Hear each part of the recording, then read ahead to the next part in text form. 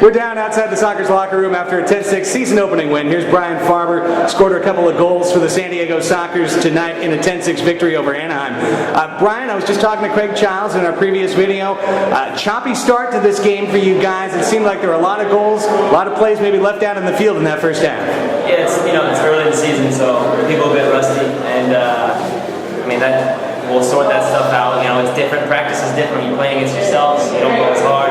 Playing against these guys, there's nothing stopping you. They're not going to play soft for us. So things, rebounds, maybe times where we just blow the whistle and say it's done, and the game is still going. So it's just an adjustment, but we'll get used to it. We don't want to hurt each other getting prepared for this game, so it happens.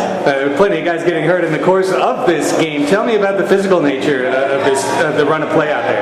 I don't know how many power plays there were for each side, but that was a lot for a game. A lot of late hits, dirty kicks.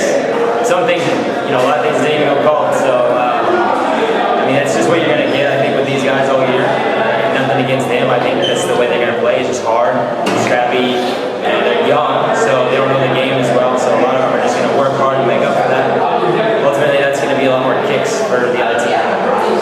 Clearly, Bernie Lillebois, a former teammate of yours in California, Stockton with the Cougars, Enrique Tovar as well over there. How much familiarity did you expect coming in, and how much was realized in terms of what you saw from the Bolts tonight? I knew how they were going to play just because of Bernie, the way he coached when I played for him.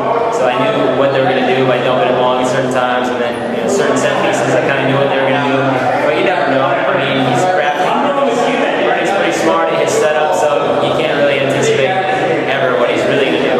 And then when it comes to Enrique and Jesus, former teammates, Jesus played out in the goal, and then Keeks played well like always. He's one of the guys that you have to respect his speed. So, other than his speed, watch out for the fire.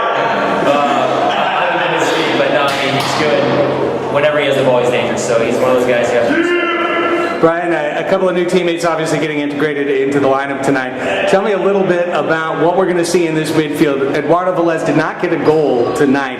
He did get a tooth chipped by the end of this thing, but with yourself and Eddie Velez in that midfield, Nate Hetherington coming back, what should we expect to see from the Sockers? Just a lot of speed between Miguel and myself and Eddie and Wonder. Everybody.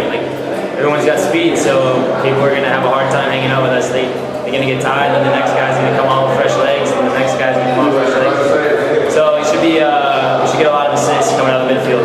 Well, it should be a fun season, and it gets off to a very exciting, somewhat strenuous start. But 5 straight goals for the Sockers in the fourth quarter to round things out. Brian Farber, congrats on a 2-goal game on the first game out. Thank you, man. Thank you.